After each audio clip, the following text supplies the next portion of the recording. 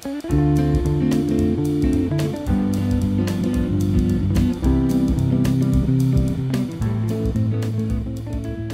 ceux qui s'intéressent à l'astronomie ou à la cosmologie, au présent et au passé de l'univers, auront entendu parler de l'expansion de l'univers, et peut-être de l'expansion de l'espace. Mon invité dans cet épisode, Pierre Fleury, explique que ces deux locutions ne sont pas interchangeables, et que, si la réalité de la première ne laisse aucun doute, l'usage de la seconde par les physiciens, notamment dans l'exercice de la communication scientifique, est mal avisé. Bonjour à tous, je reçois aujourd'hui Pierre Fleury, qui est physicien. Pierre, bienvenue sur Liberté Académique. Merci, bonjour. Donc tu es maintenant en post-doctorat à l'Université de Genève.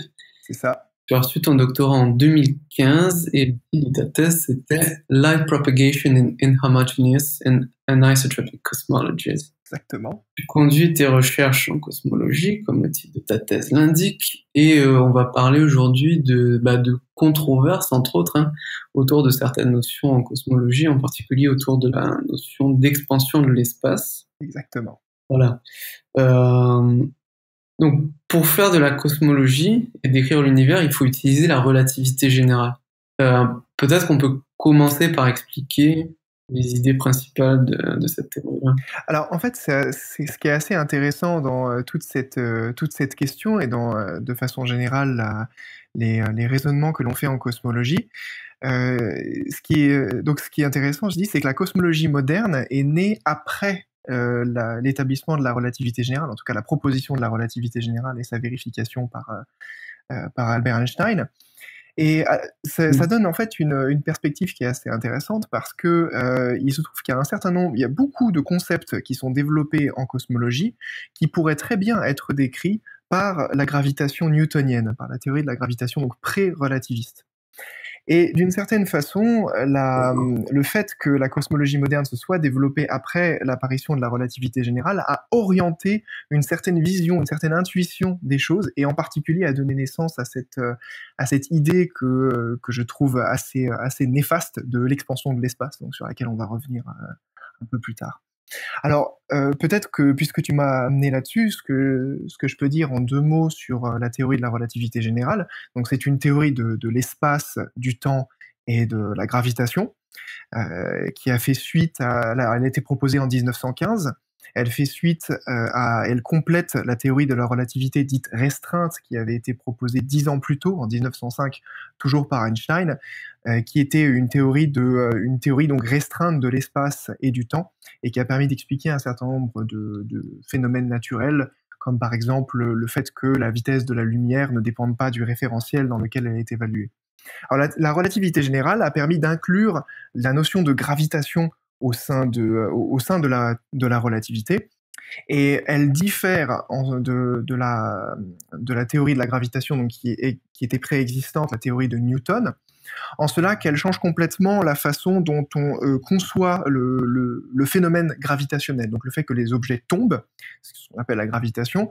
Selon Newton, c'est le résultat d'une interaction entre des corps, disons des corps, des forces les uns sur les autres, proportionnellement à leur masse et puis à l'inverse du carré de leur distance, tandis que la relativité, donc la relativité générale se place dans un contexte où c'est la géométrie de l'espace et du temps qui relaie cette interaction gravitationnelle. Dans la théorie de la relativité générale, les corps massif, et en fait pas seulement massif, mais tout ce qui a de l'énergie déforme autour de lui la géométrie de l'espace et du temps, et ensuite les autres corps qui ont de la masse ou de l'énergie se déplacent en suivant les chemins les plus courts à travers un espace-temps déformé. Et donc ce qui devrait être une ligne droite en présence de gravitation, donc dans le cas d'un espace-temps déformé, ne va plus aller en ligne droite et va suivre des trajectoires courbes. C'est en résumé le changement de paradigme qu'il y a eu entre la relativité générale et la gravitation newtonienne. Et ça a 2 conséquences principales, et je pense que je m'arrêterai là-dessus sur le topo sur la relativité générale. Les 2 conséquences par rapport, disons, de choses qui diffèrent entre la relativité générale et la gravitation newtonienne, c'est c'est lié justement au fait que ce n'est plus vraiment la masse qui est la caractéristique principale donc de source et de sensibilité à la gravitation, c'est l'énergie de façon générale. Donc tout ce qui a de l'énergie tombe et tout ce qui a de l'énergie fait tomber. Et donc en particulier la lumière, par exemple, qui a de l'énergie mais qui n'a pas de masse, peut tomber elle-même et donc et sa trajectoire peut être déviée par la présence de masse, c'est ce qui a donné lieu c'est qui donne lieu au phénomène de l'antigravitationnel. Et à l'inverse, tout ce qui a de l'énergie peut faire tomber. Donc en fait, d'une certaine façon, on peut dire que les photons, les particules de lumière, s'attirent les uns les autres. S'il y a une grosse concentration de lumière quelque part, on peut tomber dessus. Voilà, ce sont les deux grandes différences. Voilà, ça c'est la relativité. Ok. J'avais interviewé précédemment Antoine Tilloy et on avait noté que les physiciens sont parfois tentés de vulgariser certains résultats physiques modernes de manière excessivement spectaculaire ou Oui, mystérieuse, on va dire. On avait parlé en particulier de oui. physique quantique et on avait dit que bon, en physique quantique, il est quand même difficile d'être clair de toute manière, donc alors les physiciens font pas forcément toujours le meilleur boulot qu'ils pourraient faire quand ils communiquent, mais il est difficile de faire du bon boulot. On avait dit que en relativité, c'était sans doute plus facile de faire du bon boulot. Je sais pas ce que t'as. Non, oui, oui, je me rappelle précisément de cette discussion que tu avais eue, enfin que vous aviez eue ensemble, et ça m'a tout de suite interpellé parce que c'est vrai, je suis d'accord que j'ai eu enfin, en tout cas j'ai fait moi-même l'expérience dans mon domaine de la cosmologie et de la relativité de cette tentation de présenter les choses de façon spectaculaire, voire mystique.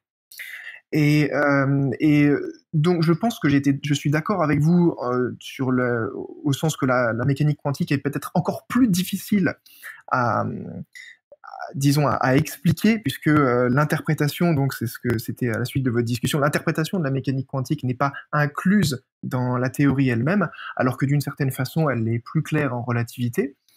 En fait, le problème qu'il y a en cosmologie, donc on pourra aborder cette discussion, c'est que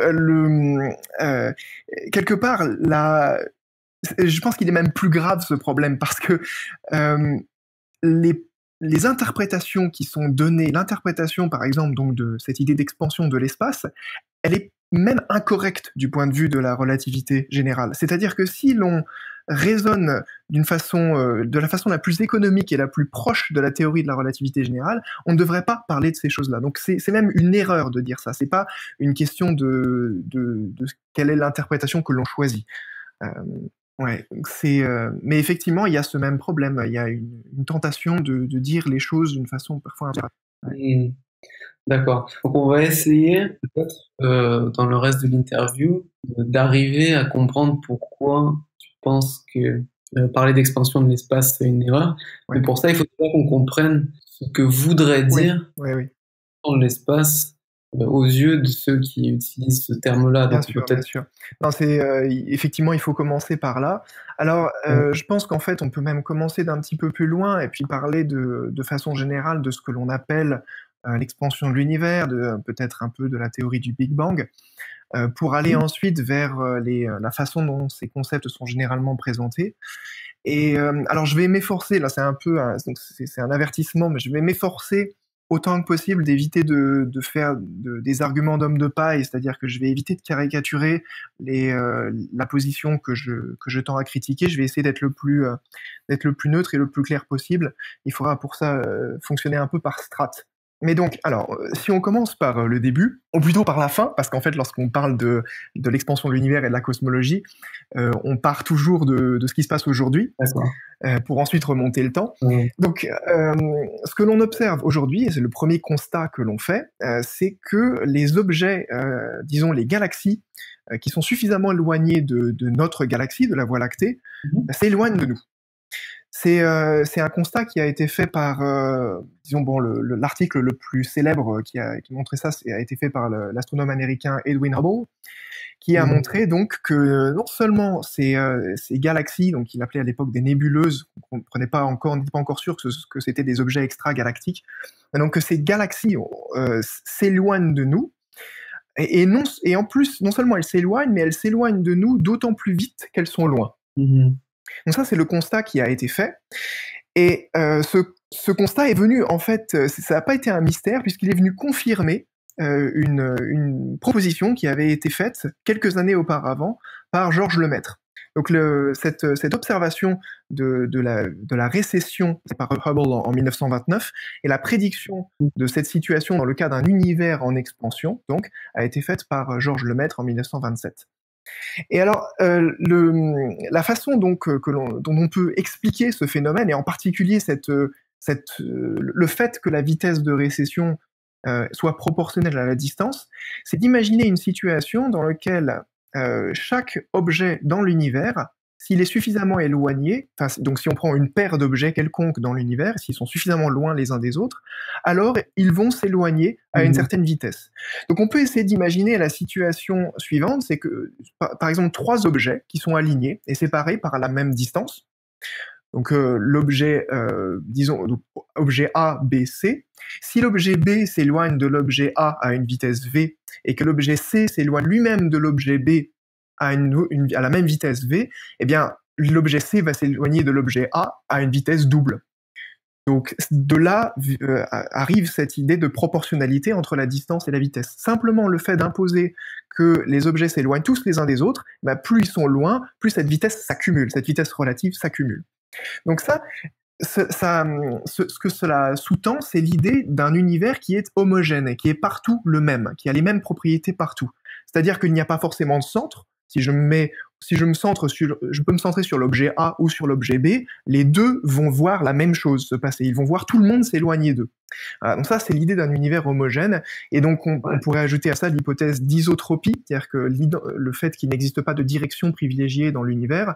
C'est-à-dire que si je suis, moi, un observateur donc quelconque dans cet univers homogène, et que je regarde dans n'importe quelle direction, je vais voir essentiellement la même chose. Il n'y a pas une direction dans laquelle les galaxies vont s'éloigner plus vite, et une direction dans laquelle vont s'éloigner moins vite. Ça, c'est l'idée de l'isotropie. Peut-être que je peux interrompre avec 2 questions. La première, c'est... Alors ça, bon, ça, j'ai la réponse parce que j'ai lu les articles que tu m'as fournis, mais c'est juste pour l'audience, pour expliquer ce que tu entends par suffisamment éloigné, parce que tu précises bien que pour que on puisse dire que les objets s'éloignent les uns des autres, et ça, c'est seulement vrai pour des objets qui sont suffisamment éloignés. Peut-être on peut préciser ce que ça veut dire. Oui, c'est une très bonne remarque. C'est parce que l'expansion de l'univers, donc le fait que ces objets s'éloignent les uns des autres, elle n'existe pas si on regarde par des structures qui sont plus petites. Par exemple, donc là, on n'est pas en train de s'éloigner l'un de l'autre de notre ordinateur. La Terre ne grossit pas sous l'effet de l'expansion de l'univers. La Terre ne s'éloigne pas du Soleil sous l'effet de l'expansion de l'univers. Et la galaxie elle-même ne grossit pas. En fait, l'expansion de l'univers agit entre des zones de l'univers. C'est pas qu'elle, d'ailleurs, même le fait de dire qu'elle agit est une mauvaise expression. Dire qu'elle a lieu, l'expansion a lieu entre des objets qui, en fait, s'éloignaient initialement les uns des autres et qui n'ont pas eu le temps, quelque part, de perdre. Il faut imaginer deux objets ou groupes d'objets qui initialement s'éloignaient l'un de l'autre et sous l'effet de leur propre inertie, donc continuent à s'éloigner, mais qui n'ont pas été dans une situation où ils perdraient la trace de ces conditions initiales.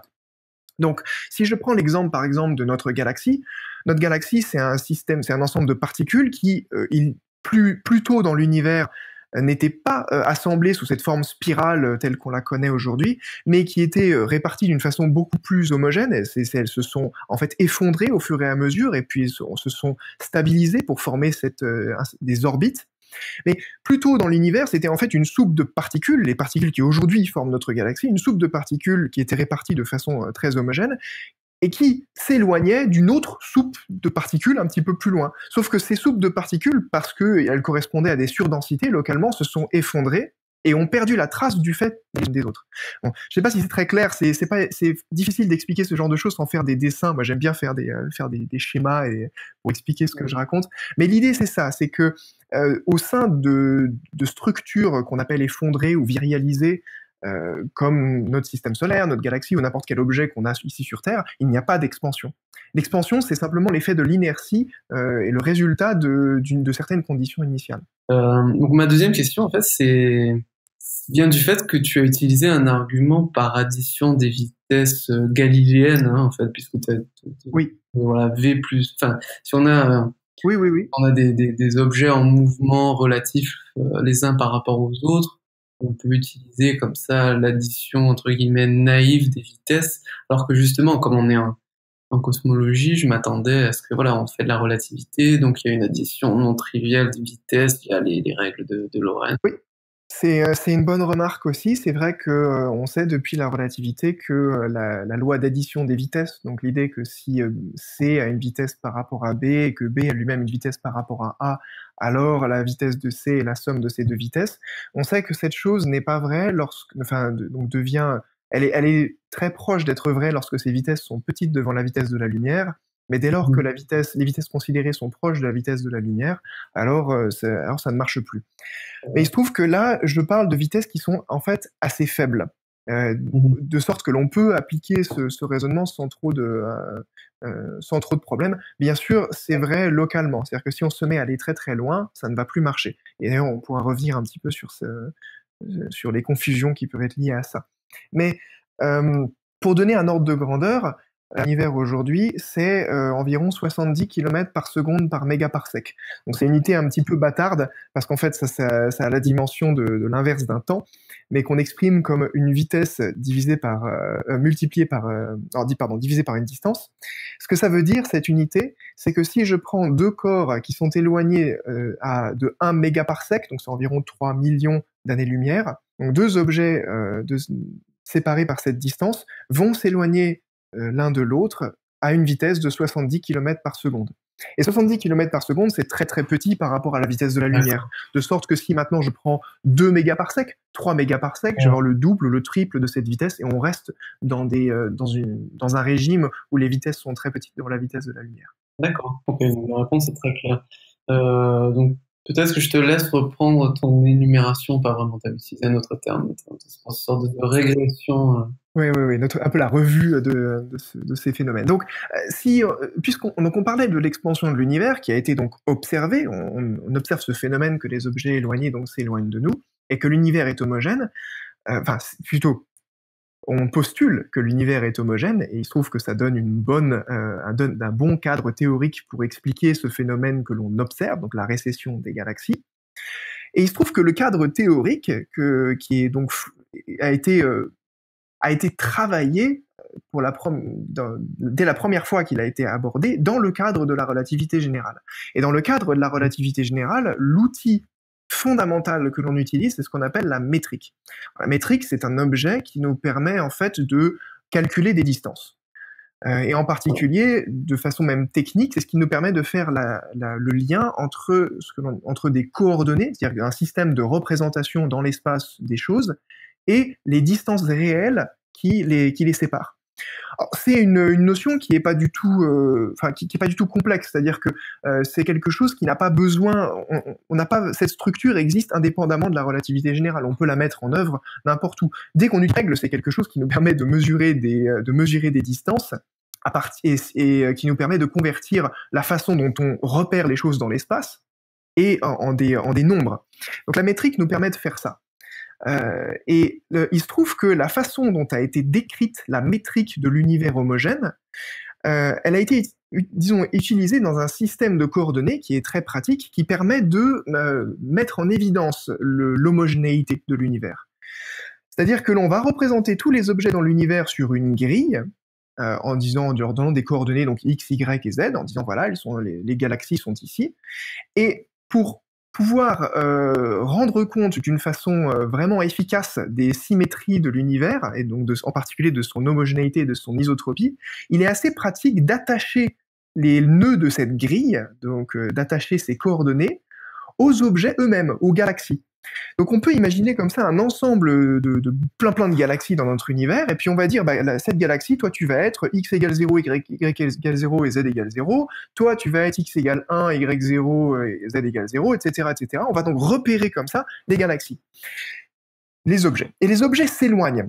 Donc en fait, si on veut attacher les coordonnées aux objets, ça nous force à traduire leur mouvement, à coder le mouvement qui existe entre ces objets, et en particulier le fait que les distances entre elles augmentent, autre part. Et c'est en ça que la métrique est un outil très utile, parce qu'il va nous permettre de dire, bah voilà, entre la galaxie numéro 1 et la galaxie numéro 2, qui reste numéro 1 et numéro 2 dans mon système de coordonnées, voici quelle va être l'évolution de leur distance réelle, physique, au cours du temps. Mais c'est là que c'est ça qui a donné quelque part, enfin qui est la racine du problème. C'est-à-dire que cette image que l'on a d'une grille qui reste attachée aux galaxies, c'est quelque chose qui est passé d'une description, c'est-à-dire que c'est ça, un système de coordonnées, c'est une façon de décrire les choses, une façon de mettre mathématiquement, de mettre sur terme des phénomènes physiques. Donc ça, on est passé d'une description à une vision qui est, bah voilà, la physique, c'est ça. La physique de l'expansion de l'univers, ce n'est pas un mouvement d'objets, mais c'est en fait la grille qui s'étend. C'est l'espace qui s'étend. Voilà, c'est ça c'est la description qui est donnée en général lorsque l'on donne les premiers cours en général de cosmologie, ou alors même dans les présentations de vulgarisation. Dès que la notion d'expansion de l'univers est présentée, c'est comme ça qu'elle est présentée, de façon systématique. On dit, attention, la récession des galaxies, ce ne sont pas vraiment des objets qui bougent, mais c'est en fait l'espace entre les galaxies qui se dilate. Comme s'il y avait une espèce de force, comme s'il y avait une espèce de substrat d'espace qui fait que les choses s'éloignent.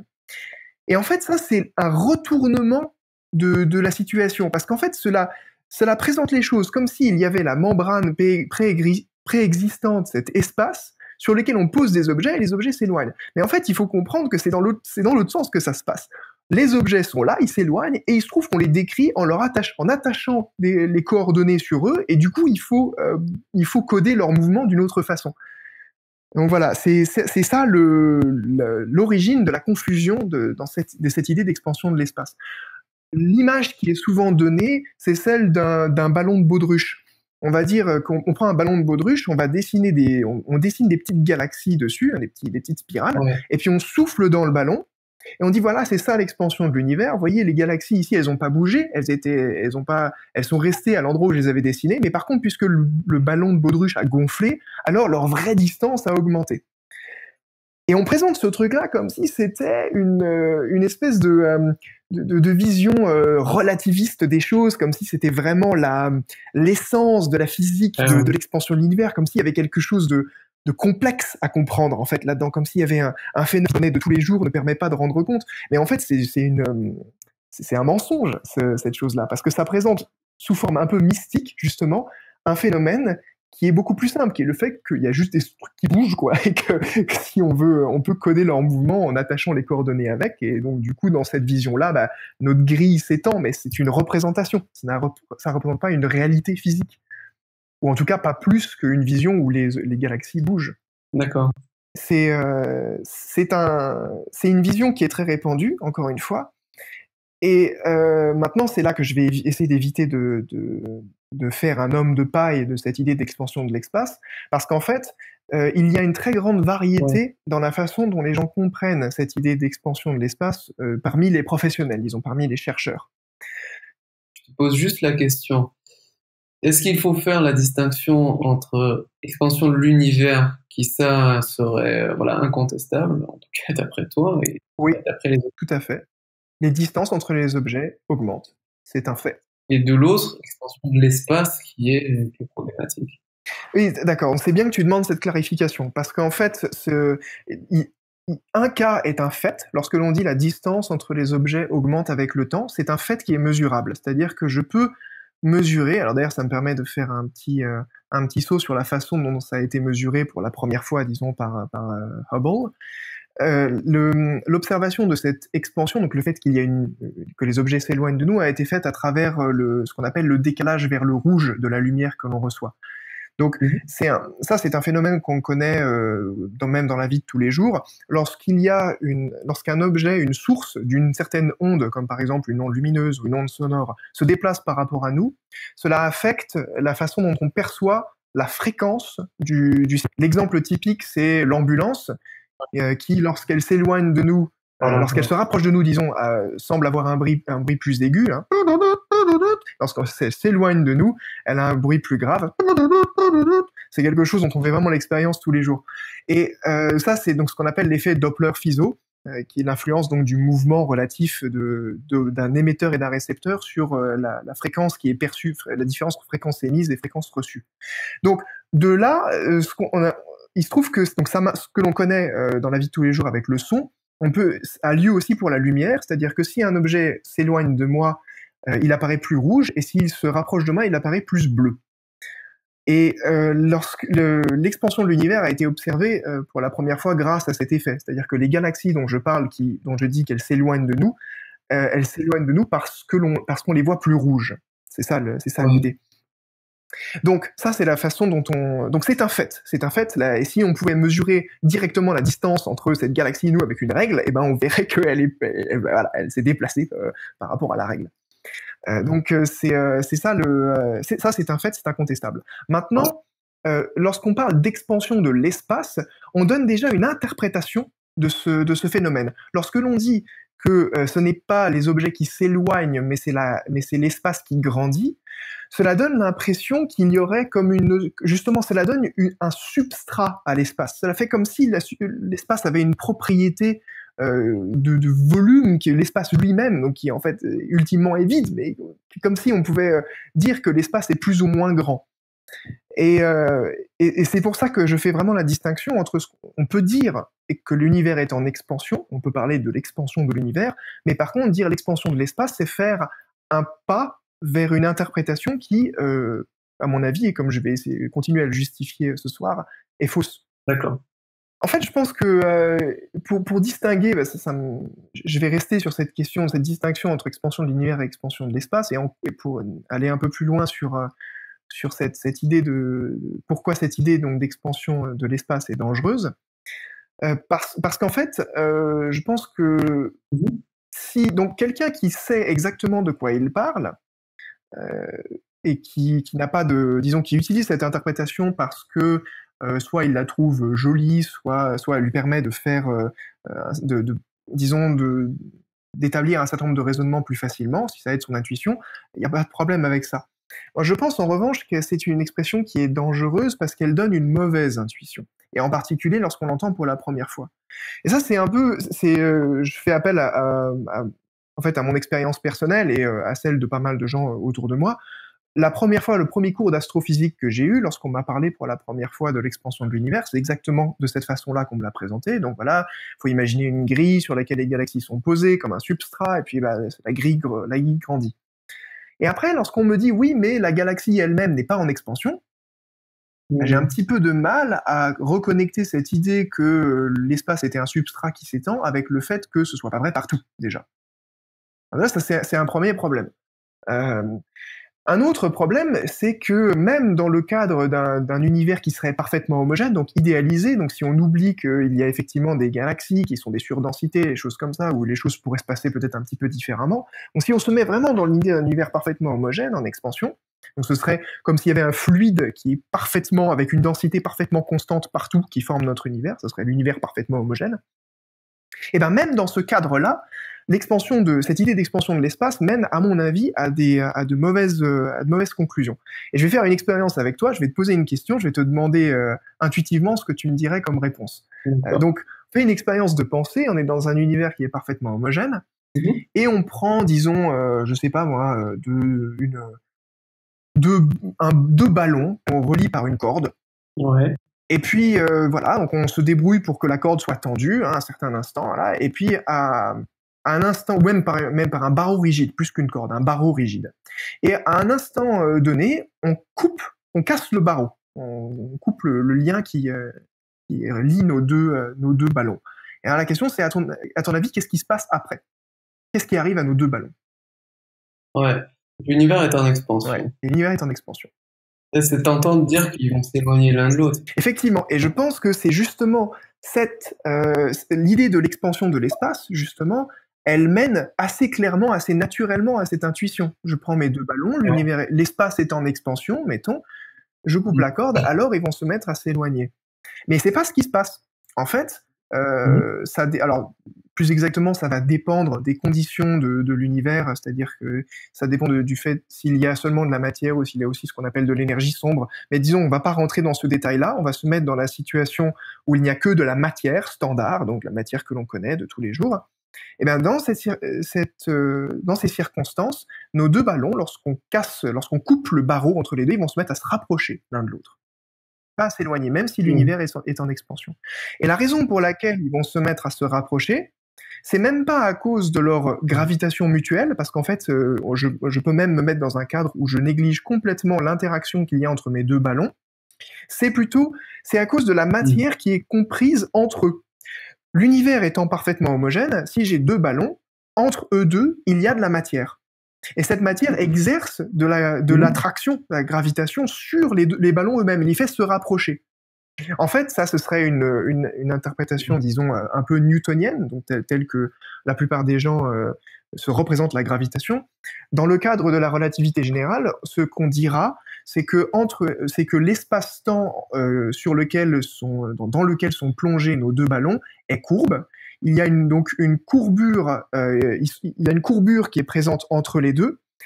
Et il se trouve que le chemin le plus évolue, disons, si on les laisse évoluer selon des trajectoires les plus courtes, selon les préceptes de la relativité générale, ils vont suivre une trajectoire courbe qui fait qu'ils se rapprochent l'un de l'autre. Ça, c'est le fait qu'il existe une courbure entre eux, quoi. Ouais, une courbure de l'espace-temps entre eux.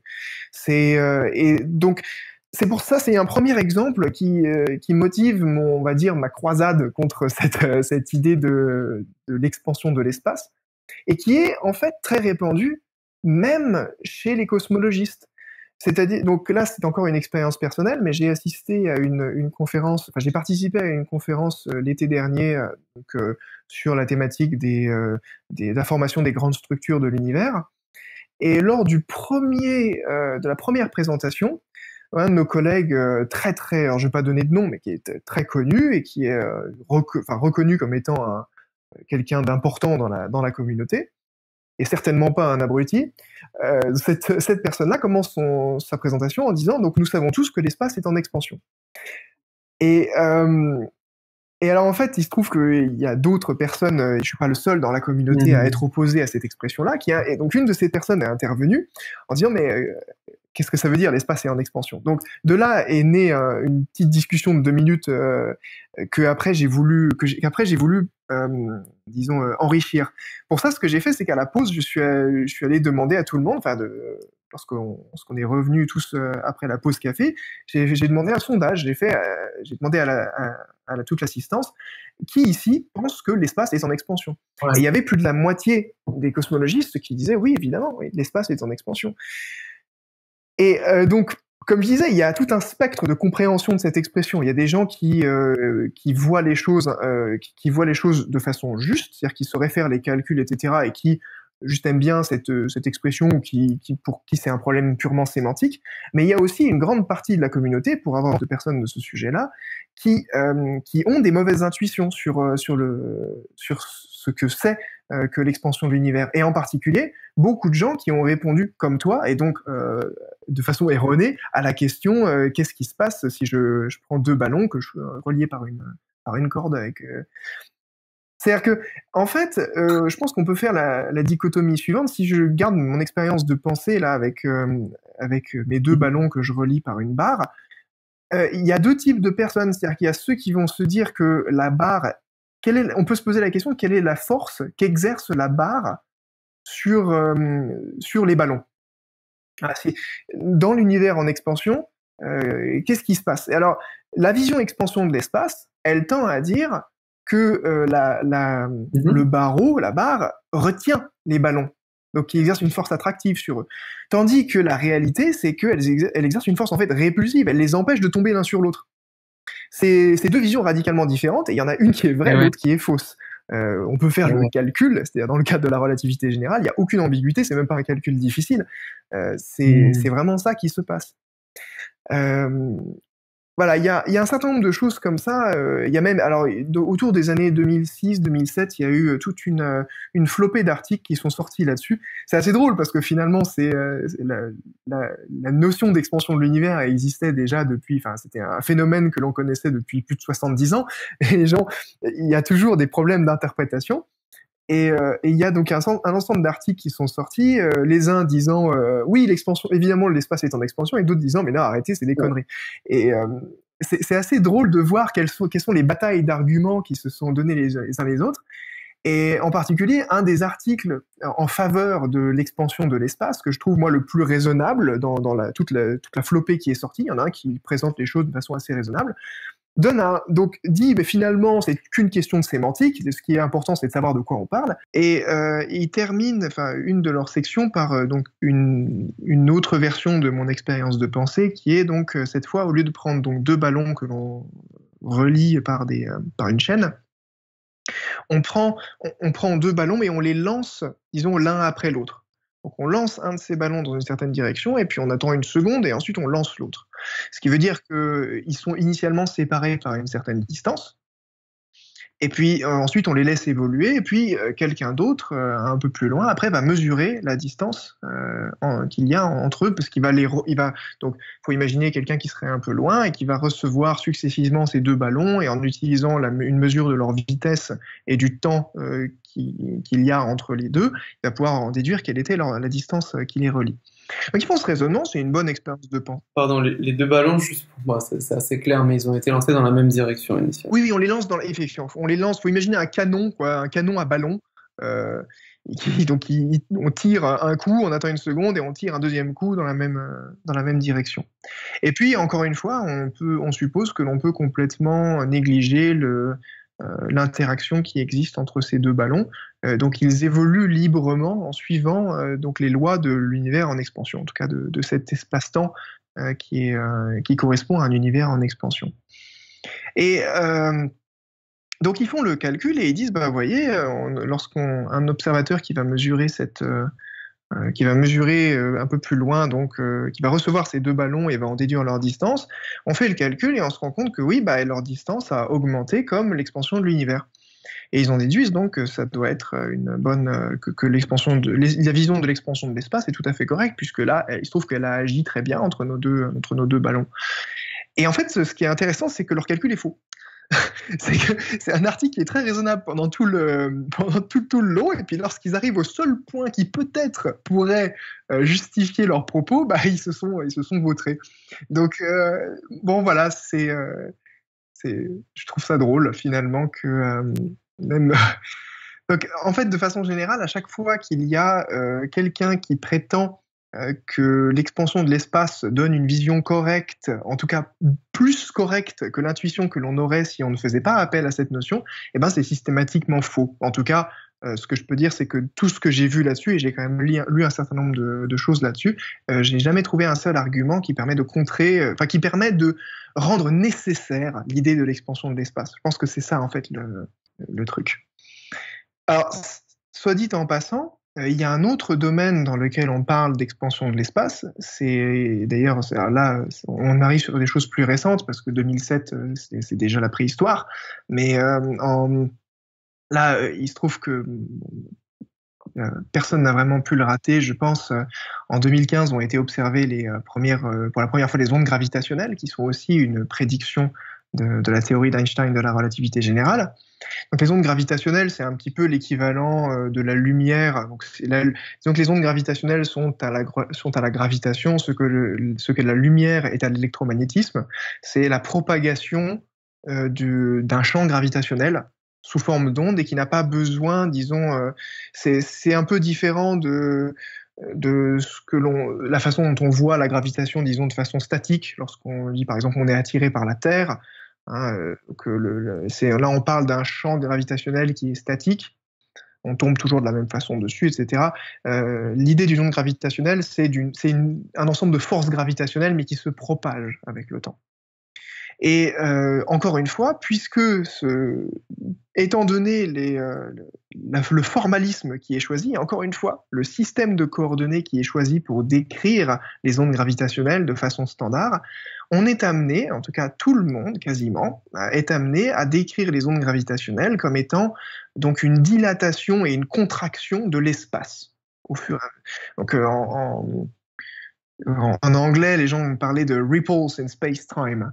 Il y a cette idée, donc, pareil, hein, comme d'un substrat, d'un tissu qui serait notre espace-temps et qui serait déformé au passage de cette onde. Et encore une fois, ça, c'est une vision qui est, elle est dépendante d'une description étant donné un certain système de coordonnées. Elle est basée sur le fait que si l'on prend, par exemple, si je prends une sphère d'objets qui seraient laissés en chute libre, donc on pourrait imaginer dans le vide intersidéral, même intergalactique pour être encore plus loin de tout champ gravitationnel, on met donc une sphère de petits objets, on prend des petites billes, on les forme en sphère, et puis si une onde gravitationnelle traverse donc cette sphère formée de petites billes, eh bien, il se trouve qu'effectivement, notre sphère va se déformer en un ellipsoïde en étant contractée dans une direction et étirée dans l'autre, et ensuite, tout ça au fur et à mesure que l'onde se propage, cette contraction va devenir, la contraction dans une direction va devenir dilatation, et la dilatation dans l'autre direction va devenir contraction. Donc, il faut imaginer comme si on avait une goutte d'eau qui se retrouvait à osciller, quoi, en étant un peu plus grosse, un peu plus oblongue dans une direction et contractée dans l'autre, et ensuite inversement, et qui oscille comme ça. Donc c'est effectivement ce qui se passe. Si l'onde gravitationnelle passe à travers une forme de la matière, comme ça, qui est en chute libre, c'est le mouvement qui est donné à cet objet, à cette forme de matière. Mais cela est très dépendant du fait que les objets que l'on a posés sont en chute libre. Si maintenant je prends une sphère rigide, eh ben, c'est pas ça qui va se passer. En fait, la raison pour laquelle, en fait, la vraie physique de l'onde gravitationnelle, c'est la propagation de ce qu'on appelle d'un ensemble de forces de marée. En fait, c'est toujours pareil, c'est de la courbure qui se propage, la courbure de l'espace-temps. Et la courbure de l'espace-temps, ce sont des forces relatives qu'on appelle donc les forces de marée. Pourquoi on les appelle comme ça? C'est parce que c'est la même chose qui est responsable des marées qui se forment sur la Terre, les marées océaniques, dues à la présence, par exemple, du Soleil ou de la Lune. L'idée qu'il faut avoir en tête, alors là, ce serait beaucoup mieux d'avoir des dessins, mais c'est que, disons que le champ gravitationnel créé par exemple par le Soleil sur la Terre étant un peu plus fort à l'extrémité disons à la partie de la Terre qui est plus proche d'elle, et un peu moins fort là où sur la face de la Terre opposée, qui est donc en gros, la force gravitationnelle est plus forte là où il fait jour que là où il fait nuit, hein, on peut le voir comme ça. Et ben en fait, ceci tend à déformer les choses qui seraient sur la Terre, comme par exemple les océans, de façon oblongue, justement, en direction du Soleil. Et puisque la Terre tourne autour du Soleil, il se trouve que cette direction change, et donc ça crée des marées. Et puis la Lune, c'est pareil. Donc, dans le cadre de la relativité générale, ces forces de marée sont très très bien décrites par la courbure de l'espace-temps. Et donc, il faut imaginer que les ondes gravitationnelles, c'est la même chose que les marées, c'est une espèce de force, un ensemble de forces qui sont dirigées vers l'intérieur ou alors vers l'extérieur d'un corps, mais qui oscillent. Voilà. C'est la courbure qui change de signe quelque part, on pourrait le voir comme ça. C'est pas forcément facile à visualiser, mais il n'y a rien de mystique, c'est juste des forces oscillantes, quoi. Et donc, si je mets maintenant un objet rigide qui est soumis à ces forces, eh ben, s'il est très rigide, les forces intrinsèques, internes à l'objet vont résister à ces forces-là, et puis l'objet va pas bouger, quoi. Donc, alors que si on était dans la vision, encore une fois, d'expansion de l'espace, c'est-à-dire que si c'était bien le tissu de l'espace et du temps qui se dilatait et se contractait, eh ben, a priori, notre sphère, elle devrait, la distance le diamètre de notre sphère pris dans une direction ou dans l'autre devrait changer avec le temps, même si la sphère est rigide. Et voilà, donc c'est tout ça, toutes ces choses-là, encore une fois, si l'on sait exactement de quoi on parle, c'est pas grave d'utiliser ce genre de vocabulaire, mais je pense qu'il donne une très mauvaise intuition de la physique en jeu dès qu'on en parle soit au grand public, soit même à des étudiants. Lorsque l'on voit pour la première fois un phénomène, c'est bien d'aborder tout de suite une bonne interprétation. C'est comme quand on prend une mauvaise habitude, c'est beaucoup plus difficile de s'en défaire et si on avait eu la bonne habitude tout de suite. Ça semble vraiment sans appel, le dernier argument que tu me donnes là avec le. Alors bon, évidemment, je suis pas suffisamment euh, calé, loin s'en faut, pour savoir s'il existe un contre-argument à ce que tu viens de dire, mais j'en vois même pas la possibilité. C'est drôle parce que c'est comme je disais, que même des spécialistes font l'erreur. C'est pareil. Moi, je suis tombé sur des gens qui, encore une fois, qui ont des articles, enfin, qui sont des experts dans notre communauté, qui sont reconnus comme experts, qui ont des postes de professeurs dans des universités, enfin, je veux dire, qui sont à un niveau académique qui est bien plus élevé que le mien, si on peut faire une différence, et qui se trompent sur cette chose-là. C'est-à-dire que, par exemple, si on pense à l'expérience qui a été utilisée pour détecter les ondes gravitationnelles, donc c'est l'expérience d'interférométrie de LIGO, c'est une expérience qui consiste à envoyer de la lumière dans deux directions différentes, la faire rebondir sur des miroirs qui sont dans ces deux directions différentes, et ensuite recombiner la lumière et les faire interférer pour observer les petites différences qu'il pourrait y avoir dans la taille des deux bras dans lesquels a été envoyée la lumière.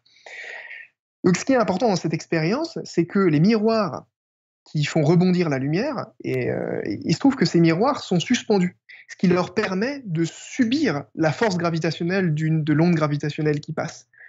Donc lorsqu'une onde gravitationnelle passe, elle va faire bouger un des miroirs vers l'extérieur et un des autres miroirs vers l'intérieur, et inversement, ça va faire osciller ces deux.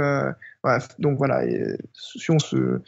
un bras va être un peu plus long, puis un peu plus court, puis un peu plus long, effectivement, et inversement. Et bien sûr, ça marche parce que les miroirs sont suspendus. Ils sont quelque part en chute libre, au moins horizontalement. Il n'y a rien qui s'oppose vraiment à leur mouvement horizontalement.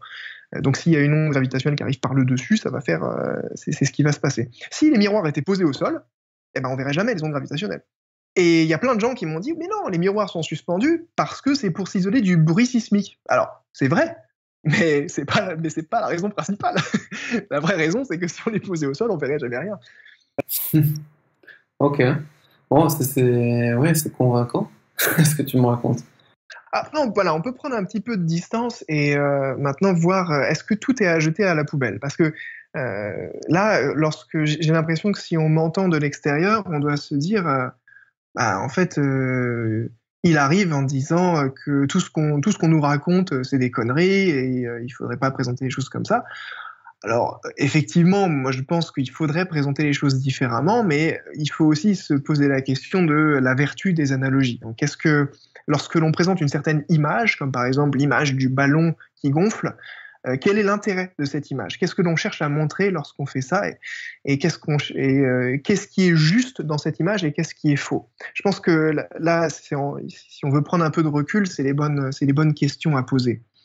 L'image du ballon, elle a la vertu de nous présenter un système qui est homogène, donc le ballon a les mêmes propriétés partout sur sa surface, et qui grandit, c'est-à-dire où les objets s'éloignent les uns des autres, sans qu'il n'y ait besoin vraiment de contenant. Parce que souvent, une question qui est posée lorsque l'on dit l'univers est en expansion, la question qui vient souvent, c'est il est en expansion dans quoi? Et parce qu'on aime bien, lorsqu'on parle d'expansion, de gonflement, on a l'idée qu'il y a un intérieur et un extérieur, on a l'idée qu'il y a un objet qui est de plus en plus grand. Alors qu'en fait, l'expansion de l'univers n'a pas de rapport avec la taille vraiment de l'univers. C'est pas vraiment ça que ça nous dit. Elle nous parle de sa concentration. Donc l'univers se dilue au cours du temps. Et il n'y a pas besoin pour ça de faire appel à une notion de taille et de faire appel à un intérieur ou à un extérieur. Les objets dans l'univers s'éloignent tous les uns des autres. C'est comme ça, c'est un fait. Et pour décrire cette chose-là, même intuitivement, on n'a pas besoin d'aller chercher une limite. On n'a pas besoin de mettre une frontière à l'univers. Donc, alors voilà, l'image du ballon permet au moins de visualiser une situation dans laquelle on aurait un univers, c'est donc la surface du ballon, et qui n'a pas de frontières, il n'a pas besoin d'être plus grand, la surface elle-même. Alors le ballon lui-même, effectivement, il est plongé en 3 dimensions, donc il a l'air plus grand. C'est peut-être un des soucis de cette analogie, mais en tout cas, ça permet de visualiser cette chose-là. Maintenant, je pense qu'elle n'est pas nécessaire, cette image. Personnellement, si moi je dois prendre parti, puisque bon, il faut prendre parti des fois dans la vie, je pense qu'il faudrait abandonner cette idée cette image du ballon. Parce que je pense qu'elle apporte plus de mauvaises conceptions qu'elle ne résout de problèmes. Et un jour, quelqu'un m'a demandé, bah alors toi, puisque t'aimes pas le ballon, parce que t'aimes pas, il y a une autre analogie qui est donnée, c'est l'idée d'un cake au raisin qu'on met au four et donc il gonfle. Alors les raisins restent en place, mais le cake grandit. Bon, ça c'est lorsqu'on préfère la pâtisserie au ballon de baudruche. On est quand même sur le champ lexical de la fête d'anniversaire, on remarquera. Donc, il faut que la physique soit une fête.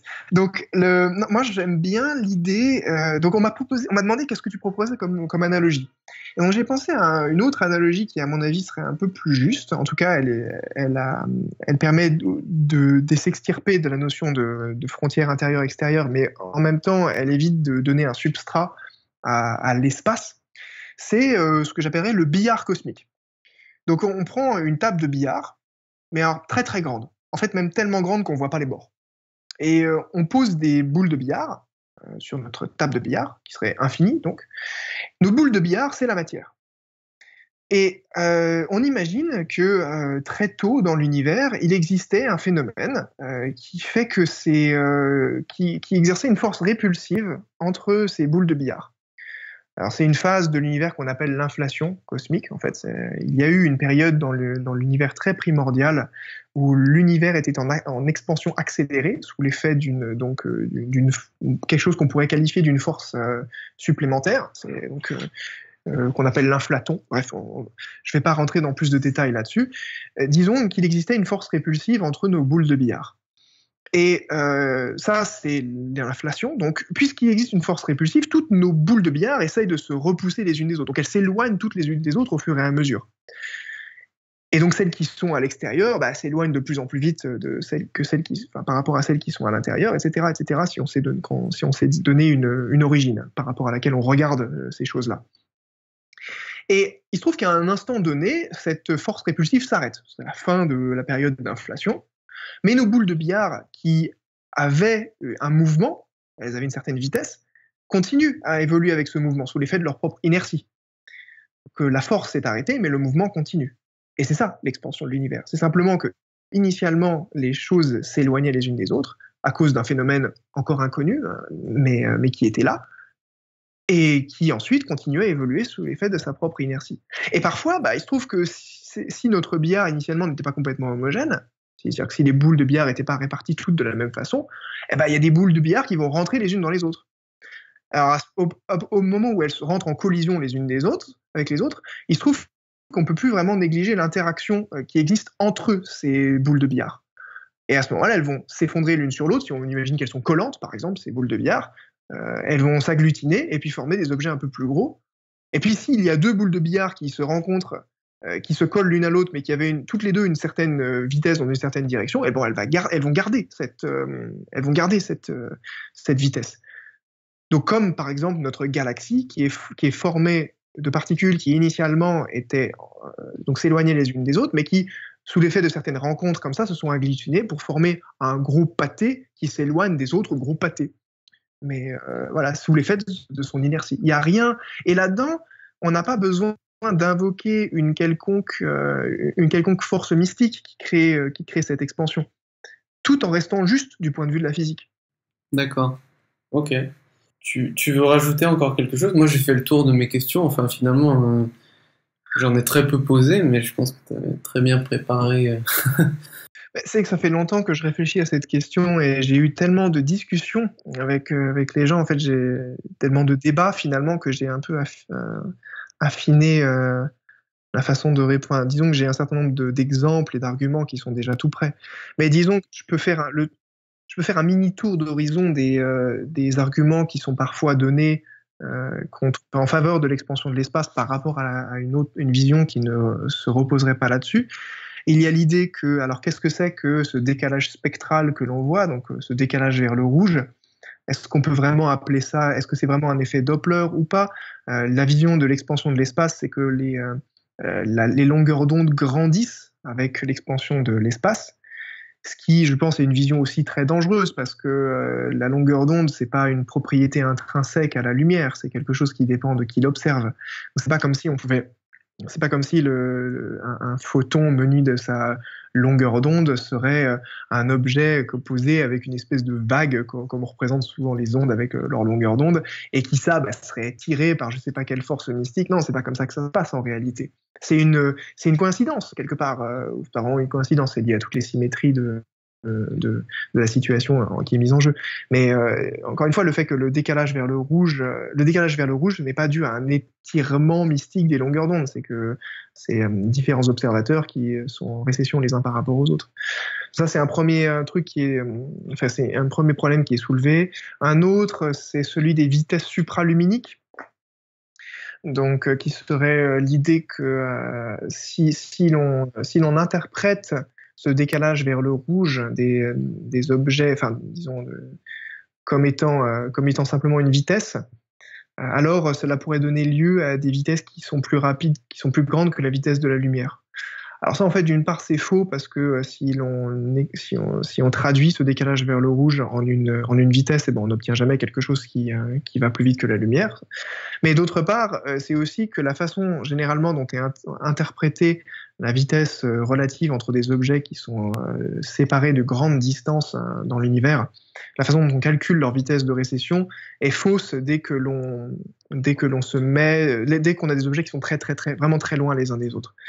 Là, c'est des considérations techniques sur lesquelles je vais peut-être pas trop rentrer en détail, mais c'est lié au fait qu'on est dans un espace-temps courbe et ce genre de choses. Il y a la question de l'horizon aussi qui est soulevée parfois. Comment est-ce qu'on peut expliquer l'existence d'un horizon cosmologique sans cette notion d'expansion de l'espace? Et sans rentrer dans les détails, on peut tout à fait expliquer ça. Il n'y a pas besoin de notion d'expansion de l'espace pour expliquer le phénomène des horizons. Donc voilà.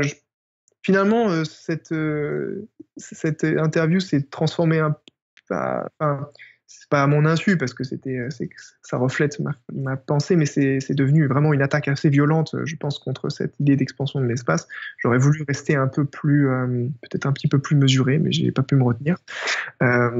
C'est un message que je pourrais donner à s'il y a des cosmologistes qui écoutent cette émission, ce podcast. Ou des étudiants, ou des gens curieux qui vraiment j'encourage à réfléchir à cette question et éviter d'utiliser ce terme parce que l'on peut et qu'il donne des mauvaises intuitions. Et n'importe qui voudrait discuter de ça avec moi, je suis très heureux de l'écouter et d'en débattre. Ok, écoute, une belle invitation à la discussion pour finir. Exactement. En particulier, si on me reproche d'avoir fait de l'homme de paille, je suis impatient d'entendre les arguments pour pouvoir justement étoffer, de rendre cet homme de paille un peu moins de paille, justement. Toujours un danger, mais c'est bien d'essayer de l'éviter. Écoute, merci Pierre, et puis à la prochaine. À bientôt. Allez, ciao.